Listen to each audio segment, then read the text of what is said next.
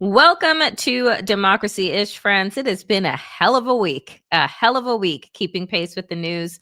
I'm Danielle Moody, and we are with my favorite co-pilot, Wajahat Ali. Hi, everyone. I swear, I live. I think I was posting at 3:30 a.m. and He then doesn't when think he was posting at 3:30 a.m. I was telling Danielle, when your own subscribers and viewers say, "Bro, I think it's time for you to sleep," that's when you realize, oh yes, I should probably stop.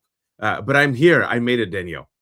I open up my text messages, folks. Okay. Everyone knows that I'm very protective of my sleep. So, like, I go to sleep early, unlike Waj. I like to be in bed maybe like 11 o'clock, 10 o'clock, 11 o'clock is late for me. I wake up and I have a timestamp of 3:28 a.m. of like articles. And I said to him today, why were you working at 3:30 in the morning? And I was like, it was breaking news. There's exciting things happening in the UK that just might, Danielle, if move some Democrats here. I doubt it. We'll talk about it. But before we get to some hopeful news, we have to go through the sludge. And Yeah. what was it, Danielle? You said you always start off Monday somewhat hopeful, then by Friday you're just like, By Friday, I say that I am literally crawling over glass, like doing an army crawl. It's raining acid, and I'm just trying to make it over the finish line. I mean, and this week is no different. We're gonna start off with the horrific story, yet Mm, another horrific story, that is murder at the hands of ICE. A disabled 56-year-old, is it Rohingya refugee was found dead in Buffalo, New York, after ICE abandoned him miles from his home. Nurul Amin Shah was 56 years old, was almost completely blind. His family says he could not speak English. This is a man that survived genocide yep. in his own country, made it to the United States, only to die because of the inhumanity of and the cruelty and just evil of these ICE agents. And Waj, I'll let you give your thoughts here. I just want to say that for every story, folks, and I continue to say this, for every story that makes it to the news, I really want us to think about all of the new rules, all of the stories that don't make it to the news, There you go. all of the deaths, all of the murders that don't make it to the headlines. Because if this is what bubbles up and this is what we learn about days after or in the wake of Keith Porter, months after they are murdered, what is it that we don't know about that is happening? And so this one is just, again, folks, some people tell me, oh, Danielle, stop talking about the devil. Stop talking about, evil. And I don't know another word for it, Waj. Do you?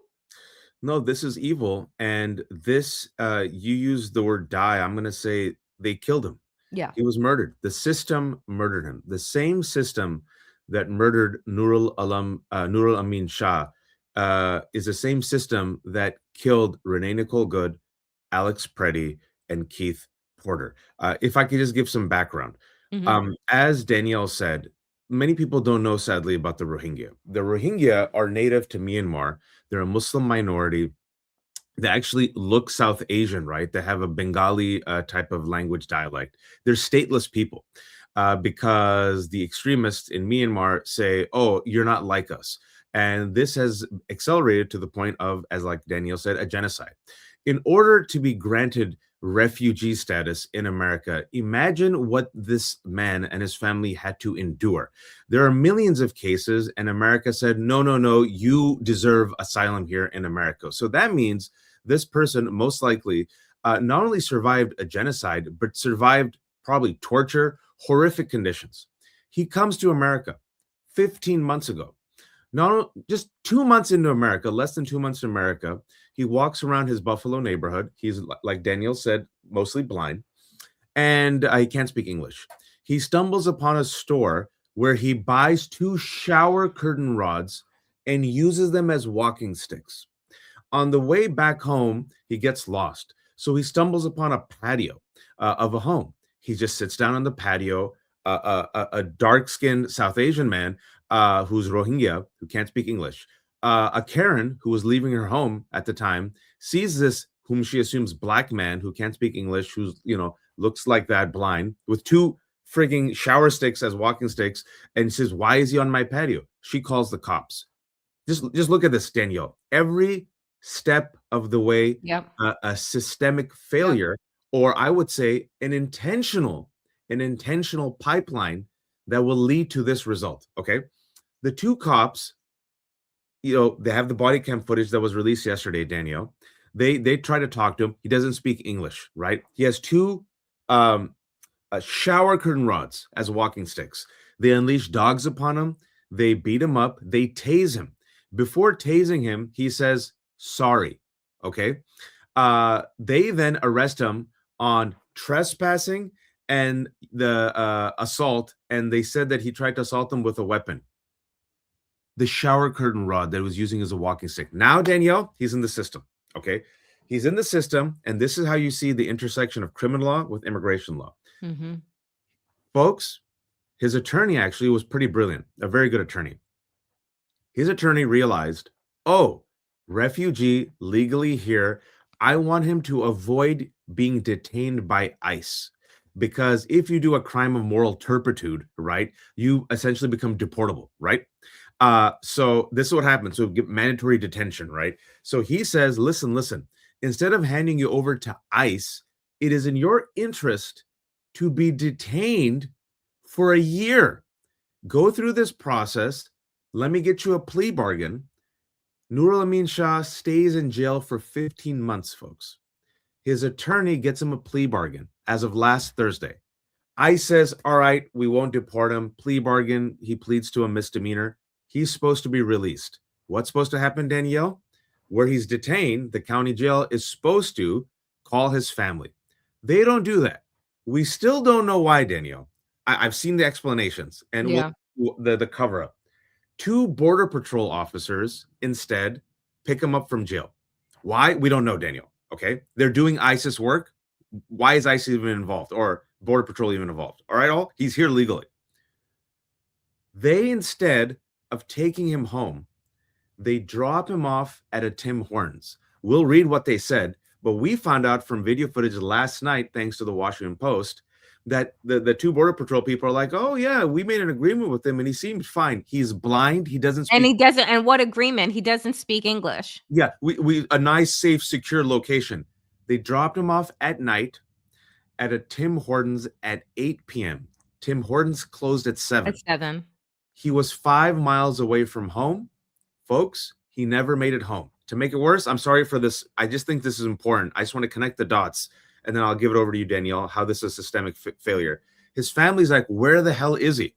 Thursday, Friday, Saturday. Finally, the police open up a missing persons investigation on Sunday. The next day, Danielle, Richard High, a man, Danielle, who has at least 23 cases of investigations for on and off duty poor behavior. 23.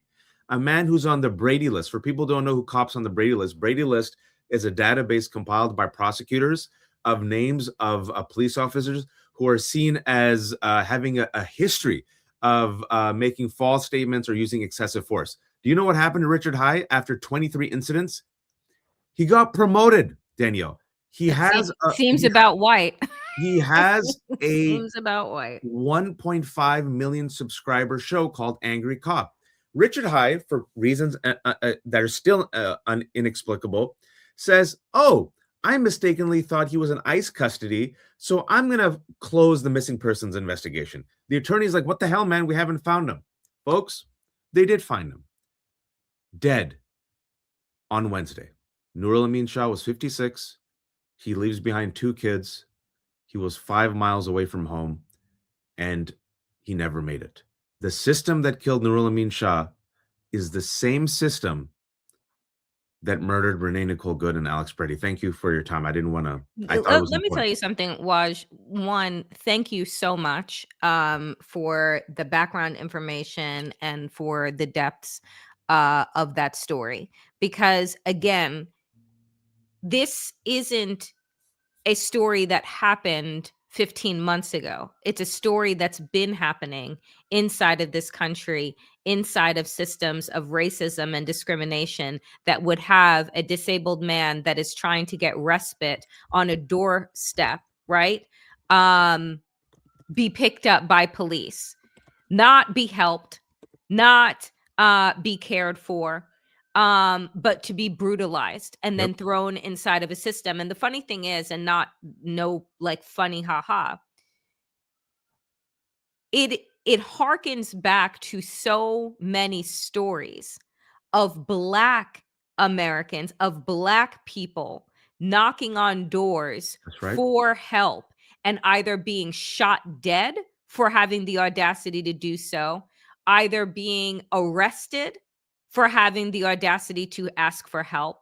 There are multiple stories of Black people, men, women, and children who have been killed for simply seeking refuge. And so For existing, Danielle. for existing. And so the it if the story, folks, sounds horrific to you because there are so many elements, I want you to understand that as Waj laid it out, it should also ring familiar to you Yes. because Black people or melanated people cannot ask for help. Elijah, there's the young man who was disabled, Yeah. autistic, who just his death anniversary, murder anniversary was just this past week. Why? Because a white woman called the cops on him for daring to walk in his own neighborhood. Yep. The cops came, they beat him, and then he died later. So, Elijah like McClain. Yep. Elijah McClain, thank you. And so these stories are not just like siloed instances, they are a constellation of violence Yeah. that that has been a signature of American culture since its founding.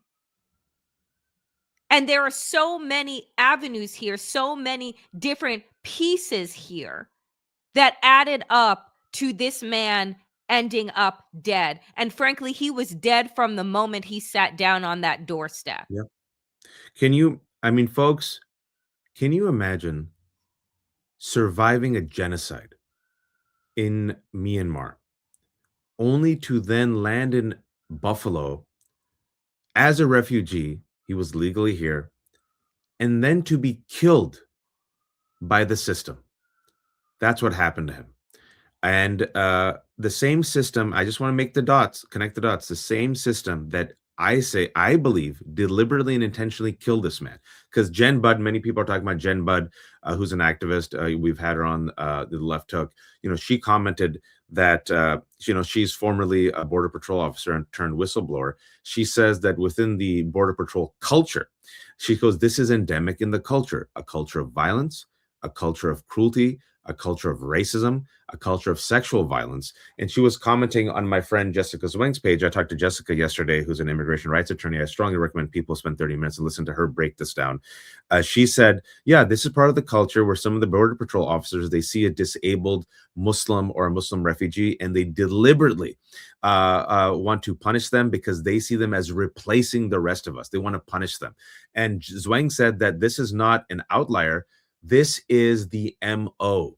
This is the norm. And bringing back full circle, these are the stories that happen on a near daily basis. Is just that Right. this one, This they one. messed up so hard, much like with Renee Nicole Good and Alex Preddy, that now the world is a witness to it. And then Danielle they're now caught in lies because they're saying, oh, he died of natural causes. We don't know. Oh no, the Border Patrol spokesman said, oh well, we had a conversation with him, and he decided that he wanted to be dropped off at a nice, safe, warm So in location. the 15 months he was in detention, he learned English to be able to communicate and strategize on his own behalf? And so Got it. we dropped him off at a nice place, a secure place, a coffee shop close to his home. Danielle, what did the footage show yesterday? So we obtained footage showing a man who appeared to be refugee Nurul Amin Shah Alam being dropped off by Border Patrol outside a Buffalo coffee shop after 8 p.m. The shop locks its door at 7 p.m. He never made it inside and was found dead 5 days later.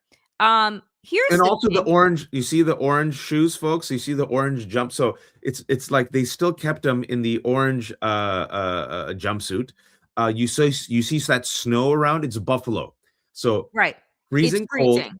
It's freezing cold. I don't see anything really warm or blanket. They literally dropped him off. If you see the video footage, you see him just kind of amble around. Then he turns the corner and we never see him again.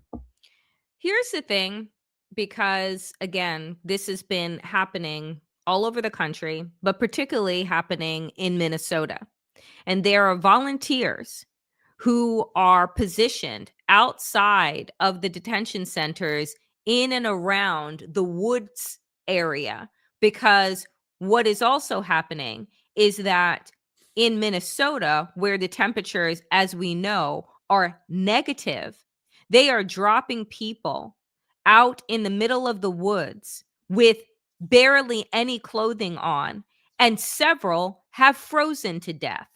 And so volunteers have been stationed in these areas with clothing, with blankets, with disposable phones to get these people immediately to safety. Because if you are outside in negative degree temperatures for any longer than a few minutes without the proper clothing, you will die. Yep. And that's what they are hoping will happen. That's the key thing, what Danielle said. This was deliberate. This is the MO. They did it because they could. Folks, we're going to move on to another story right now. But as we do, I want to see this is not a one off. Again, this is a system. This is a deliberate, systemic pattern of cruelty and violence against Black people, people of color, and refugees. And disabled people. And Right? especially disabled people of And color. especially disabled Yeah, people of color, they're extremely right? vulnerable and subject to violence and exploitation. This is nothing new. And I just want to just sit with this for a second. Let's give the Border Patrol agents the benefit of the doubt for, I don't know, 2 seconds. Let's say you and me are the Border Patrol agents, Daniel. We pick this man up. It's late, it's cold, it's Buffalo. You could see from his eye, he's You blind. can't see. You can see he doesn't speak English. What would compel you, Danielle, as a Border Patrol agent to, I don't know, spend the extra 5 minutes, instead of spending the extra 5 minutes of dropping him off at home, dropping him off at a closed coffee shop? What would compel you to do that? Racism, hatred, cruelty. That's what compels you, They right? killed him. And They you killed him. know, that you have total and complete immunity, that nothing is going to happen to you, right? This is what, like, again, the whistleblower, Ryan Schwenk, who spoke out earlier this week to provide testimony before Congress, said that these people are being purposefully trained to ignore the Constitution, to ignore the rule of law. And they are doing so in droves to make these quotas. And he said thousands of these agents who are being told, who the training has been cut down over There you go. 240 hours that detail law, humane treatment, the Constitution, etc. Now eliminated Yep. from the training of thousands upon thousands of these cruel, heartless maniacs, sociopaths that are being given a badge and a gun to go out and live out their deepest white nationalist fantasies. Cosplay crusaders. And that is what they are doing. Can I just read a real quick line from this is from PBS. A former ICE lawyer is warning that the agency has scaled back training hours for recruits and is instructing them to violate the Constitution. Ryan Schweck, the whistleblower, says the academy where he trained cadets is, I'm going to quote him, deficient, defective, and broken. He says part of the administration's efforts to churn out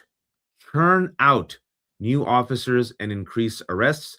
They're going to the fringes of society. They're going to white nationalist circles. They're going to white Christian nationalist circles. No training. In fact, if you are racist, they're like, fantastic, come on board. And Stephen Miller has his quotas, apparently, where he says, just bring me scalps, bring me scalps, bring me scalps. And Jen Budd, among others, who's a whistleblower, says that this is the MO of CBP. This is the MO of ICE, folks. This is nothing new. It's even made worse now. So let me say this as well, because it bears repeating. There are Democrats like Cory Booker who believe that all ICE needs is just more money for more training. That if they were to just get maybe another 70 billion, maybe another 170 billion, maybe $1 trillion, that then you could train them to do their jobs. And rein them in. Except newsflash, Hakeem Jeffries, that wants to just rein in ICE, is that you can't rein in Nazism. You can't rein in slave patrollers. You can't retrain, right, these hateful, cruel people, because they are being trained. That's the thing that you don't want to admit, that Ryan Schwenk told the world. They are being trained. They are being trained to hate. They are being trained to be inhumane. And they know that they are going to face absolutely zero consequence because they don't wear badges, they wear masks, and they lie over and over again. And you have an entire white nationalist government that is covering for them. So when you watch all of those horror movies. It's like those horror movies, right, where you just get to kill. What would happen if you had the ability to kill people, to beat them, to rape them, and knew nothing was going to happen to you? That is what ICE is. So for the fucking Democrats that are just like, let's continue to fund DHS. We're tough on crime. That's what you're funding. Murder, rape, and torture. I'm so glad you said that, because like we mentioned on the show, for the first time in history, and by the way, it's recent history, ICE is only 23 years old. A plurality of Americans, Danielle, want to abolish ICE. All right? This is without Democratic messaging. A majority of Americans say it's gone too far. You have the wind behind your back. DHS is seen as a joke under the corrupt leadership of friggin' plastic Barbie Kristi Noem, right? There's going to be, if there's ever investigations, I guarantee you, if there's a just system, she's probably going to jail, okay? Folks, despite having the wind behind your back, despite having the majority of Americans, white Americans, out on the streets fed up, Democratic leadership refuses to abolish ICE. And furthermore, I know Democrats don't like hearing this. This system that killed Nur al-Amin Shah, this system that killed Renee Good, was funded and created in part by Democrats. You can trace it back to, wait for it, Bill Clinton and neoliberalism. Tough on, wait for it, crime. Who passed that crime bill? Biden. Joe Biden. Yep. Mandatory minimums. They always want to be seen as tough on crime, Republican light. So they're rah, rah, rah. Folks, you don't even have to go back 30 years. Last year, Donald Trump wins. Democrats think that they need a liberal Joe Rogan. They have to attack the woke. By the way, woke is effing back. We'll talk about that in a second. What did Gavin Newsom do? Threw trans people under the bus. What did Democrats do? Voted with we keep receipts here, voted with Republicans to pass the Laken Riley Act, a draconian, cruel anti-immigrant measure that punishes undocumented immigrants for non-violent friggin' misdemeanors, right? Like stealing a piece of gum. All right. And they're like, we got to be tough on crime. We got to be Republican light. Danielle, I know we got to move on, but we're going to connect the dots. What do Democrats stand for? What's their immigration reform? What's their values? Money. Because there is no immigration reform. How long have we been waiting for a comprehensive immigration bill? How long has Democrats just continued to kick the can down the road?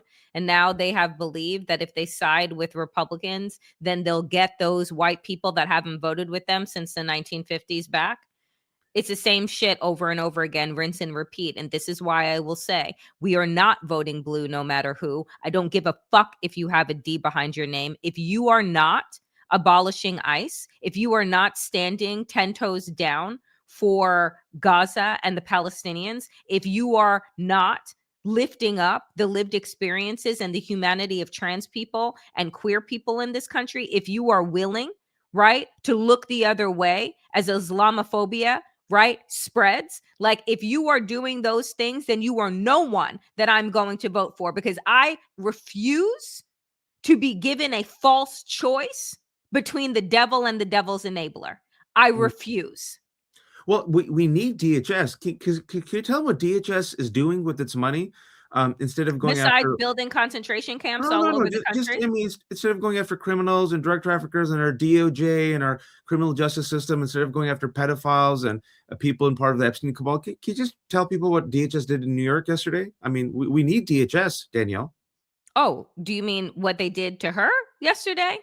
Ah, okay. So yesterday, ICE, and I don't know, isn't it somewhere, tell me, a crime to impersonate a police officer, to lie and say that you are a police officer? Because that is what 5 ICE agents did yesterday when they rolled up to Columbia University to a dormitory looking for Eli Agibea.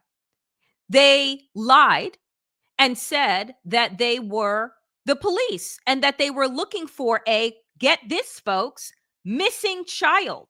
Yep. They even went so far as to have a photo of a missing child that they were looking for to gain entry to this dormitory to illegally pick this young woman up.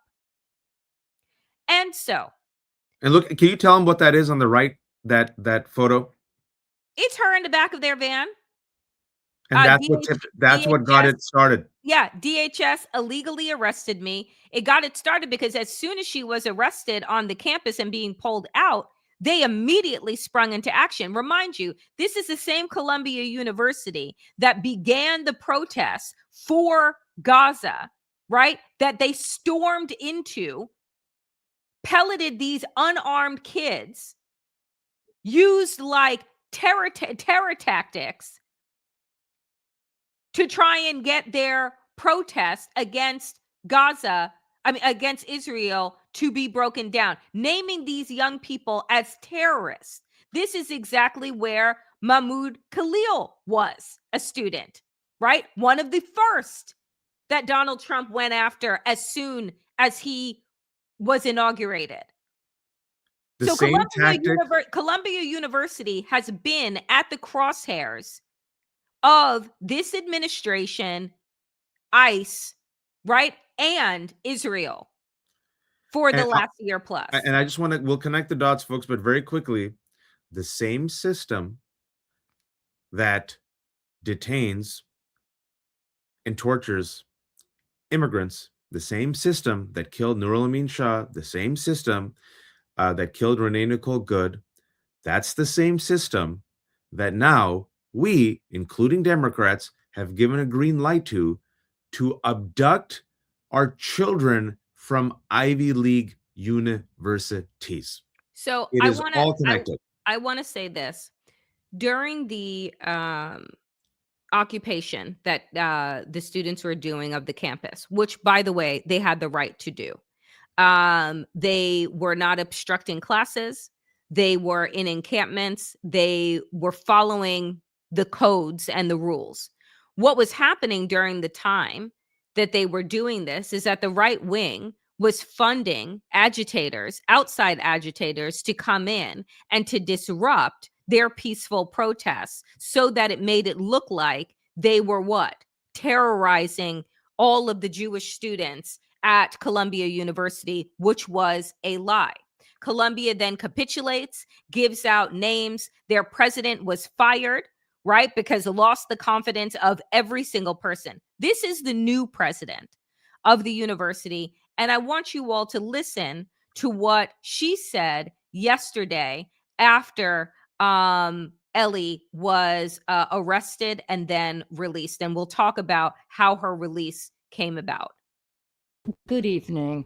We are all so relieved that our student, Elia Gaeva, has been released from federal custody. Let me give you some details about what happened this morning. Shortly after 6 a.m., 5 federal agents from the Department of Homeland Security, without any kind of warrant, entered an off-campus Columbia residential building. The agents gained entry by stating they were police searching for a missing child. They made their way to the apartment of the student they were targeting with the same story. Our security cameras captured the agents in the hallway showing pictures of the alleged missing child. Once inside the apartment, it became clear they had misrepresented themselves. A public safety officer arrived, asked multiple times for a warrant, which was not produced, and asked for time to call his boss, which was not given. The agents took our student. This was a frightening and fast-moving situation and utterly unacceptable for our students and staff. We started work immediately to gain her release. We are so grateful for the help and support we got from the mayor and the governor. Let me be clear.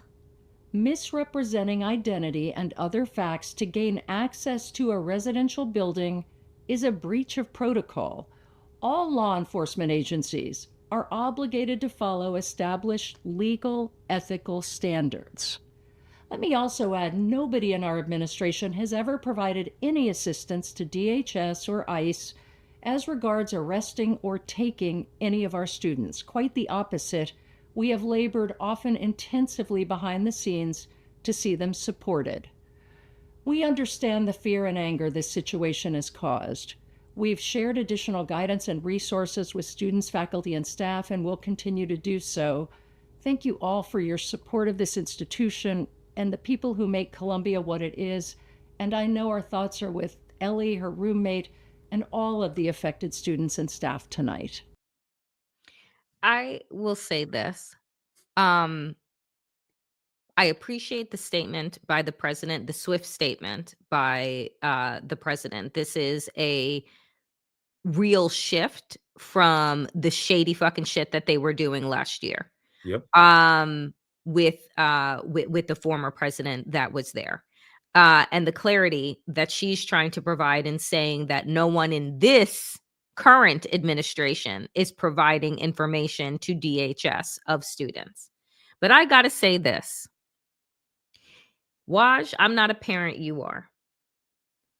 If I was a parent, I ain't sending my fucking kid to school in the United States.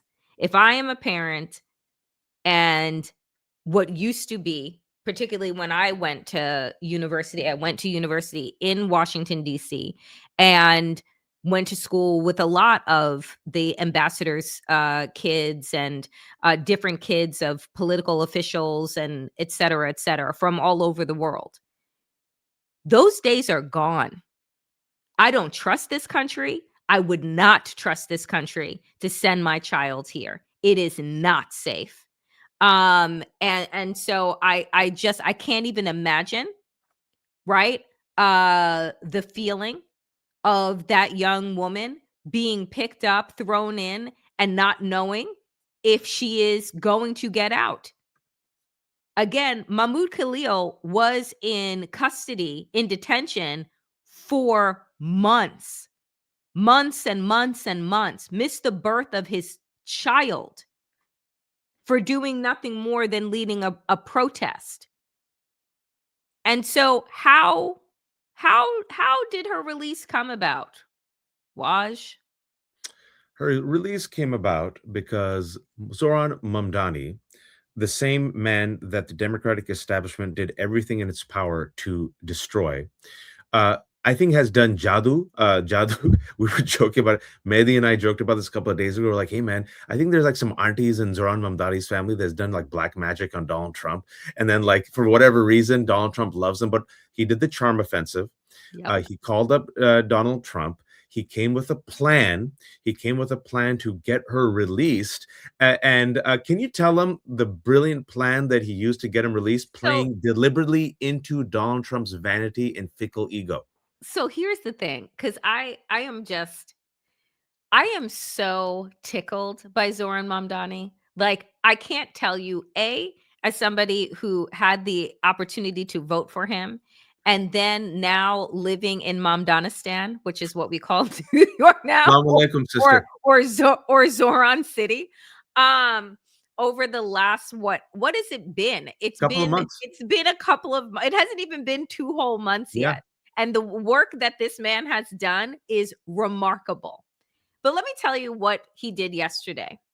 Zoran Mamdani had a unscheduled, meaning that it wasn't on his public schedule, meeting at the White House. He goes to meet with Donald Trump. Now, remember, Donald Trump mentioned Zoran Mamdani in his bullshit State of the Union address.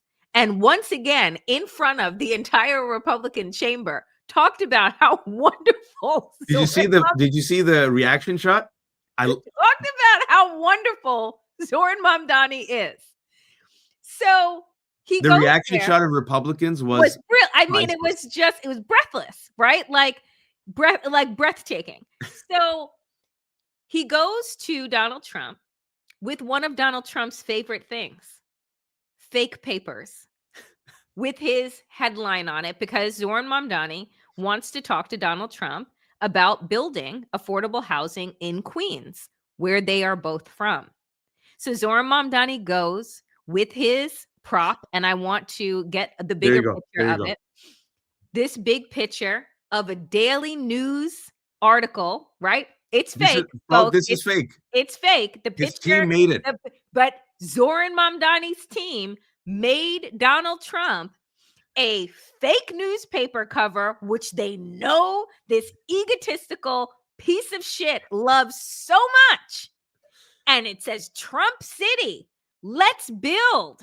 Ford, like it is just, I mean, it is Look at his smile, spectacular. Danielle. I rarely see him smile. And it is spectacular because Zoran Mamdani plays into Donald Trump's ego. And it isn't like lost on the rest of us. First of all, Zoran is always smiling. Always. He's like just always smiling. When he's with Trump and taking photos, is the only time that he doesn't smile. He just Twice. stands there. But Donald Trump, when do you ever see all of that man's teeth? I've It's never only seen him when he's with smile. Zoran Mamdani. I've never seen him smile that wide. That's like a kid at a candy shop who is addicted to sugar. Just look at him. I This is mean, the he most he smiled in the second administration. he is so ecstatic. And again, so while there, Zoran Mamdani comes with his props, right? To boost up Donald Trump's ego. Look, Mr. President, put you on the cover of the paper. Oh, Zoran. Oh, my son. I can just imagine. Oh, my son. Zoran. And then on the way out, it's just like, so we have a little problem in New York. And I think that you can help us with it because you're just, great, powerful Oz. We have a young lady at a university, good student, picked up by your ICE agents. I think they might have done, lied. Zoran Mamdani walks out of that meeting, goes on social media and says, I talked to the president about Ellie and she'll be released imminently. Yep. And she was. Yep. Well done, Zoran. Master fucking class.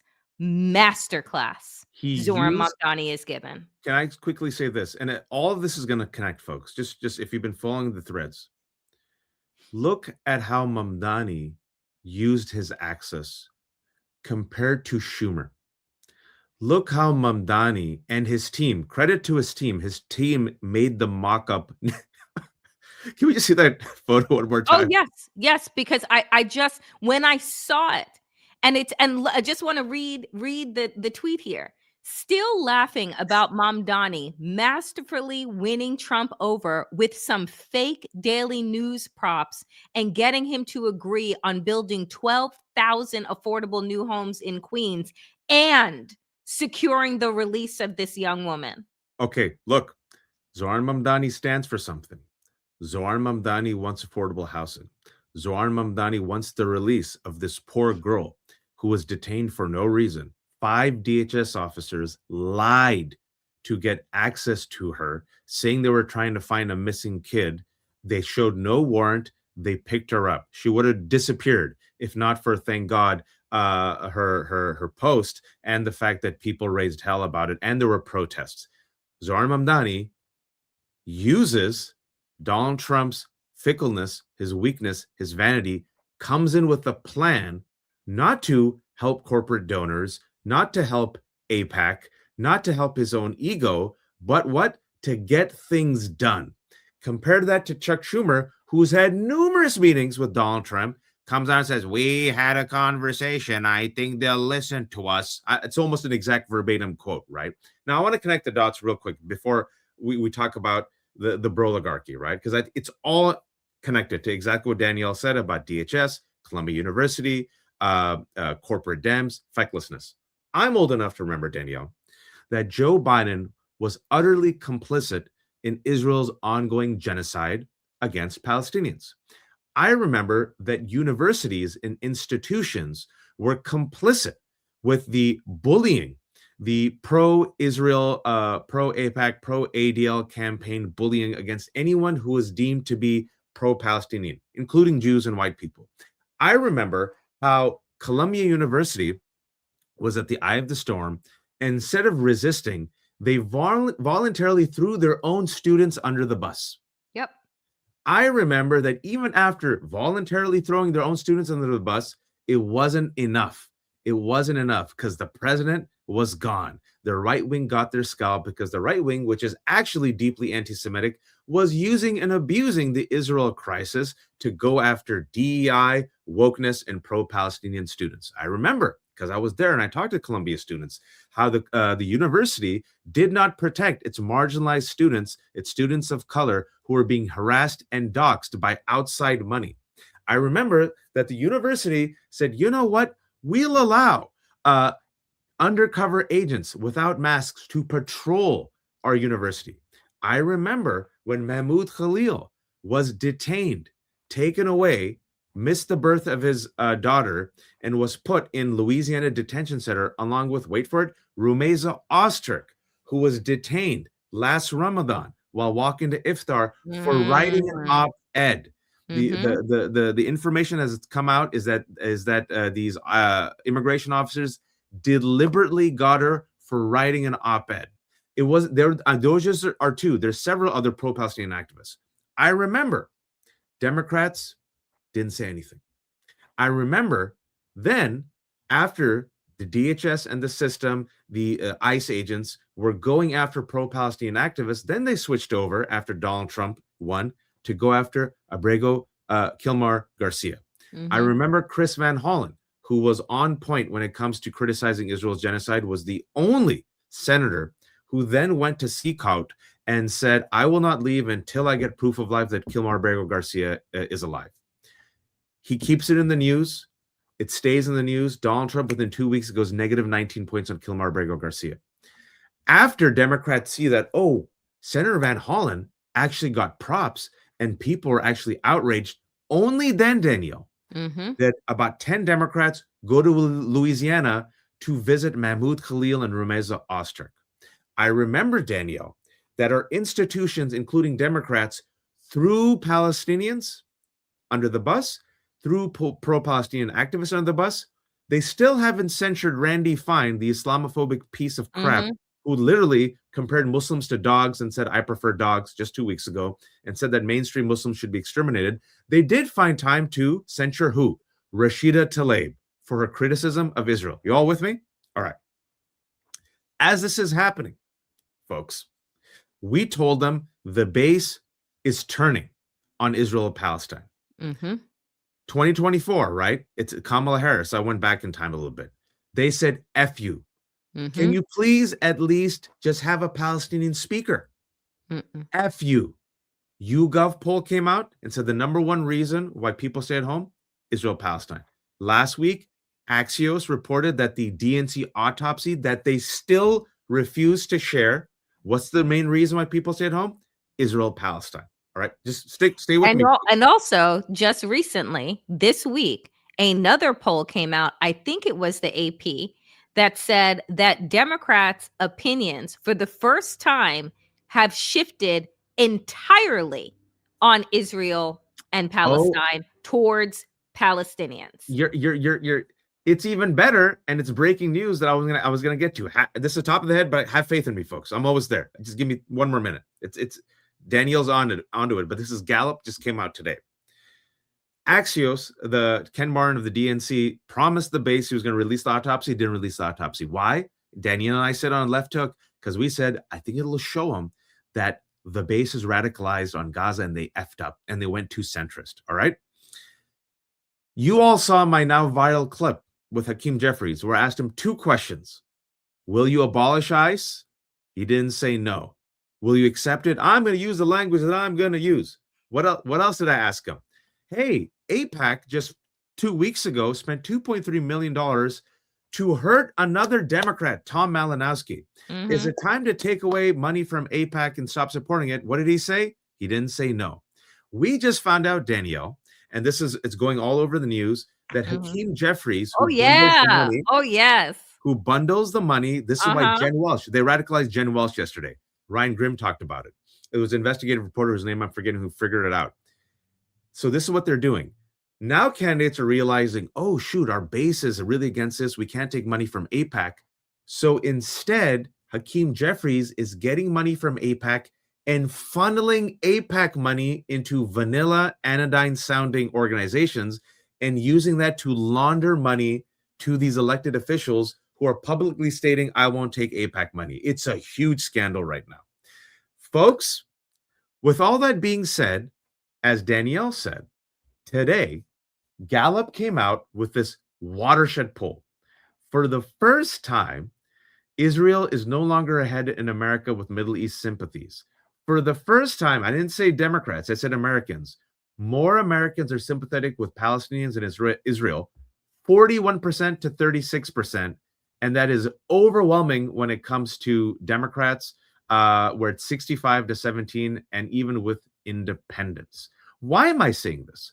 Because you have Hillary Clinton and you have Republicans echoing the same talking point, that the people aren't radicalized against Israel because of the genocide they've seen on their phones. No. They're radicalized by TikTok. Correct. And Danielle, can you please tell us who bought TikTok a month and a half ago? The Ellison family. And then can you tell them then who merged with CBS and who punished Melissa Barrera, who was the face of Scream? There's a new Scream movie. It all connects. There's a new Scream movie coming out today. It should be starring Melissa Barrera and Jenna Ortega. They're not there. Why are they not there? Because Melissa Barrera said Israel's committing a genocide, and they got rid of her. And Jenny Ortega, and they blacklisted her. And Jenny Ortega said, peace out. And then they went and spent extra money to rewrite Scream 7 that came out today. Pro-Israel donors, Larry Ellison, the single largest donor to the IDF, Larry Ellison, the 6th richest man on earth, and his Nepo baby son, David Ellison, now control TikTok, Paramount, CBS. They brought over, wait for it, Danielle, Barry Weiss, whose entire job is to defend Israel and help billionaires, to destroy CBS, right? Filling it with all these pro-Israel hawks and sycophants to the Trump administration. And Netflix yesterday just backed down officially from trying to acquire Warner Brothers, which then, voila, allows Larry and David Ellison to acquire Warner Brothers, which means, And folks, which means what? they will have CNN, and HBO. CNN. I'm, Wait, Danielle, it's worse. CNN, HBO, Discovery, TNT, TBS, Paramount, CBS, TikTok. Sorry for my rant. So here's the thing that I'm old enough to remember when America used to have these things called antitrust laws that didn't allow for monopolies to happen, meaning it didn't allow for one company to be able to buy up every single fucking other company. But what does David Ellison have in his pocket? Donald Trump. Yep. What is Donald Trump in charge of? Regulatory systems. What has he given the green light for? For this consolidation of media. Who does it help? Donald Trump. So take a listen, right, to this breakdown, giving you just even a quicker summation than Waj just Two elements presented. about this, Jake. Number one, Netflix says, quote, the deal is no longer financially attractive, so we are declining to match the Paramount bid. But number two, Ted Sarandos, the co-CEO of Netflix, was at the White House for meetings today, and I'm told by a source he left the White House in a not very happy mood. There's a lot more reporting to do about that aspect of the story. We don't know anything from the Netflix side about the White House meetings, but it is clear that M&A runs through the Oval Office right now, and it is possible that Netflix has been given signals from the White House that the regulatory roadblocks were going to be too severe for the Netflix deal to get through. Bottom line, Paramount now takes the lead in this ongoing race to take over Warner Brothers. There are still other regulatory hurdles for Paramount, but it's a big, big change now and a big success for Paramount to have Netflix say it's walking away. So what does this all come down to? It comes down to the fact that the Ellisons are in bed with the Trump administration to control what it is that you see, what it is that you hear. And they are doing it basically in the same way that Hakeem Jeffries has been funneling money from AIPAC so that into different PACs so that Democrats could say that they don't take AIPAC money. Oh, they take Jeffries money, or they take United for America money, or they take et cetera, et cetera. Folks, as Waj always says, it's a big old club and we ain't in it. Nope. This is a consolidation of media to have it run by the Trump administration so that they quell dissent, so that they whitewash everything, because understand that Hollywood is also undergoing a full DEI erasure and the recentering of white stories, white male stories that are being run. And instead of having, oh, I don't know, a victim of Epstein, a victim of ICE, or having an American worker or an American farmer at the State of the Union, who does Lindsey Graham bring with him? Multi-billionaire David Ellison of the Ellison family. And then it just so happens by the week's end that they have now added 5 more media entities into their framework. It is succession. Hopefully, It is succession in real life. Yeah. It is a Putin-style state TV takeover. And this is why we continue to say here, support independent media. Mainstream corporatized media is dead. They are in bed. You are going to watch exactly what happened to legacy CBS, happened to CNN, and every other entity that they own. It is a gutting. It is like Elon Musk with the chainsaw standing on the stage. That is what the Ellison family is doing to media in this country, all so that they bow to Donald Trump and whitewash and erase any negativity to bolster, right? What people see, think, and hear with regard to this administration. You are being had. Can you put up that tweet? I think Paul Farhi's tweet about there you go. Just imagine one company headed by a billionaire friend of Trump may soon control CBS News and CNN. David and Larry Ellison have reportedly promised, not reportedly, they've admitted it. David Ellison openly talked about it.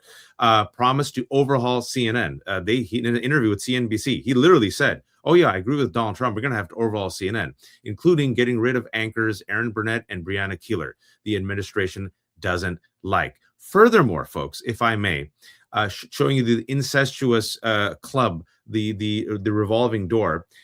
Larry Ellison's company is what? Oracle. Many people who are on the board of Oracle, who have footprints in Oracle, guess where they are right now? In the Trump administration. And behind the scenes, as Danielle has explained, they're the ones who have put their thumb on the scale in favor of this deal, and they were going to block the Netflix deal anyway. And I want this question I have. Do we have that tweet about what we're hearing from CNN folks? All right, this I shouldn't laugh. This is what some CNN folks are saying. We are doomed. We are effed. Everybody is reeling about the obvious things. The panic at CNN right now is off the charts. Danielle, Columbia bent the knee. Was it worth it? Democrats bent the knee. Was it worth it? CNN for the past 2 years has bent the knee. Danielle, was it worth it? You know, let me tell you, as I say often, Wash and I could be rich if we had no integrity and no morals.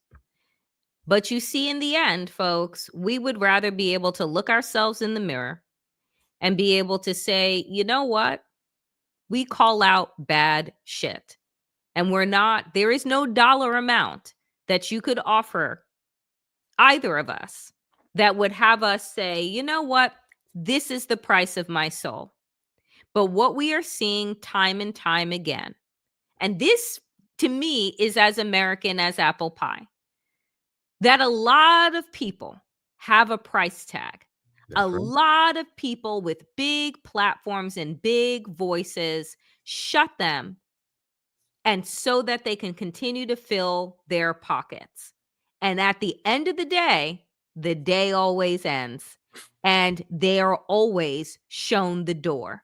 So for the Jake Tappers that wanted to write their book on Biden as opposed to digging into Donald Trump, and for the others that spent their careers holding on to their corporate dollars with both hands, they're all watch them one by one trickle on to Substack and trickle on to other outfits, and then start to call themselves independents. Now, oh, I'm unleashed. And I just want to remind you that had their companies not gotten rid of them in the first place, they would still be there bending the fucking knee. So remind yourselves about who you all support when you want to support independent media, that there are people like us that have been doing this in these trenches for a really long time because we've always had integrity, we've always had values, and we've always put the truth first. There are others that do it now because they have no choice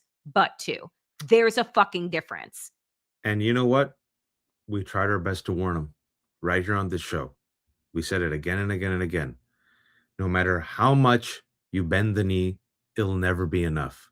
No matter how much you appear to be Republican light, you'll never be MAGA enough. They'll always hate you. And at the end of the day, fascists come for everyone. CNN and all the enablers, the anchors and the producers who went along with this, guess what? If this merger goes through, you out of a job. And Columbia University, congratulations. You destroyed your reputation. You played yourself, and you literally have given up your own students whom parents have entrusted you to protect.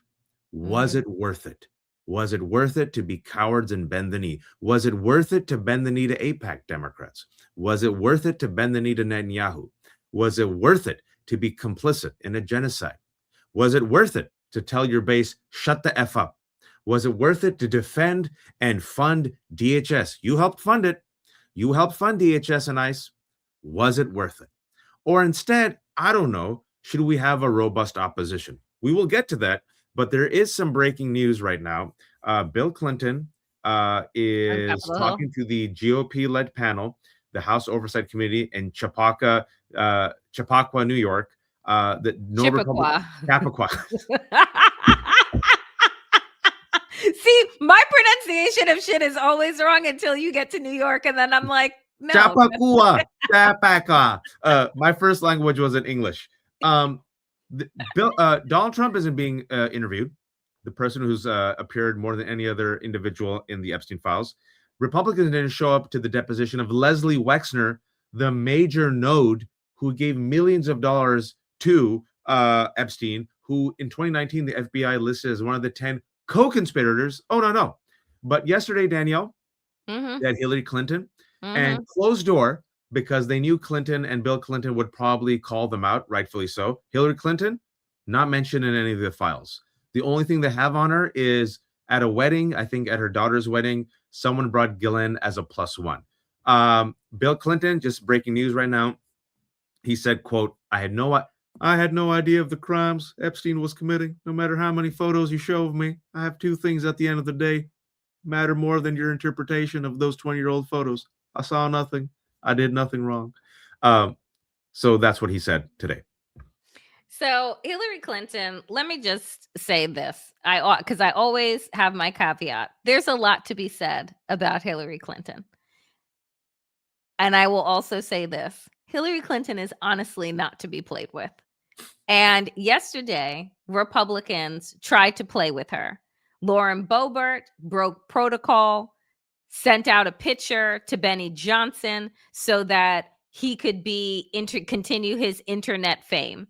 They had to stop her deposition because her lawyers were like, we wanted to do this publicly. Y'all didn't want to do it publicly. Now you're tweeting out fucking pictures like you're, an eye reporter on fucking Twitter. Like, what are we doing here? But I let me see if I have the clip of Hillary Clinton, because I just want to play it for a second, because I think that it's worth it, because she's just so. That's why they didn't do it publicly, because she has experience with this. And one of the members violated that rule, which was very upsetting because it suggested that they might violate other of our agreements. So we had to cease the hearing for a period of time until we could get assurances that no rules would be broken going forward, and we returned to answer questions repetitively, literally over and over again. I don't know how many times I had to say I did not know Jeffrey Epstein. I never went to his island. I never went to his homes. I never went to his offices. So it's on the record numerous times. It then got, at the end, quite unusual because I started being asked about UFOs and a series of questions about Pizzagate, one of the most vile, bogus conspiracy theories that was propagated on the internet, that was serving as the basis of a member's questions to me.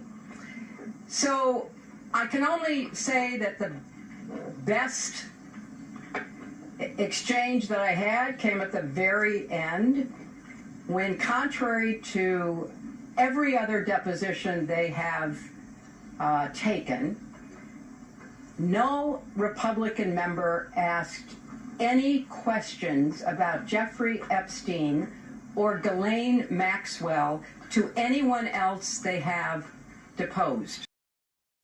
That's all you need to know about Republicans and their fucking desire for transparency being absolute and complete and total bullshit. Because when she said that, didn't ask a question about Epstein or Ghislaine Maxwell, then what the fuck are we doing? What are we doing here? Except wasting time, except wasting her goddamn time and wasting taxpayer dollars.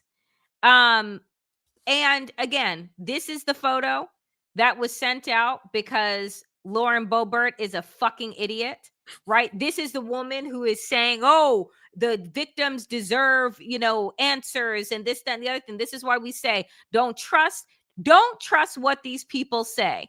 Trust what they do. That's right. Trust what they show you over and over again about who they are, so that you don't end up surprised and shocked. But as we wrap up, well, can I give you a breaking news? 31 minutes ago, House Oversight Democrats have the votes to force Commerce Secretary Howard Nutlick to testify before their panel about his relationship with Epstein. For those who haven't followed, Howard Nutlick is the billionaire Secretary of Commerce.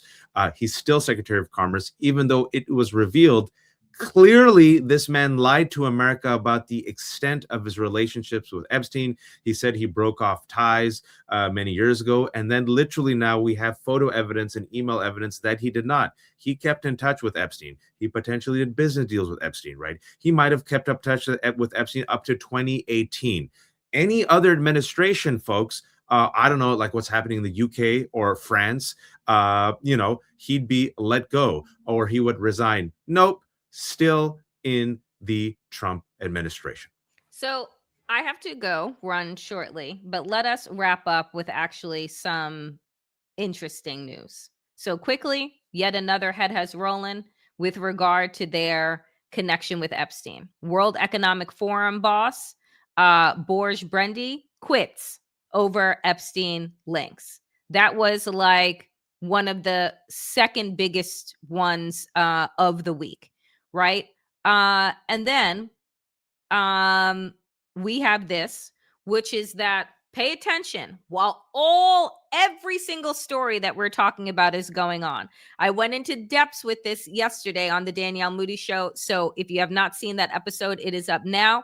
Connecting this, Donald Trump's national emergency plan to try and steal midterm elections, and made the connection between that and the SAVE Act, folks, and the connection between that, the SAVE Act, and invoking the Insurrection Act. Pay attention to what Donald Trump is doing and the people around him who are trying to create an emergency so that Donald Trump can try and steal the midterms. They are actively doing it. They are actively saying it. But Waj, I want to turn to you to wrap us up with why what just happened yesterday in the UK matters and is a potential foreshadowing for what is happening globally. So this is what I tweeted to Danielle at 3:30 a.m. 3:28. I was awake and I'm like, we have a glib understanding of international politics. Neither Danielle and I ever claim to be experts at anything that we're not, but we follow. And I've been following trends. And as you all know, I've been following the trends of the right wing for the past 15 years. We followed UKIP, which then became Reform Party, Brexit. And we're following how the Epstein files, nothing's happening in America, but Keir Starmer's government, Labour government, is on the ropes. Essentially, he's done. They're like, yeah. Lord Mandelson is out. Prince Andrew is no longer a prince. People are really pissed off at him. Keir Starmer has chosen centrism. He has chosen to be, if you will, conservative light. He has chosen, if you will, to go along with the program. He has chosen to, not really talk to his base about growing anger over the genocide in Gaza.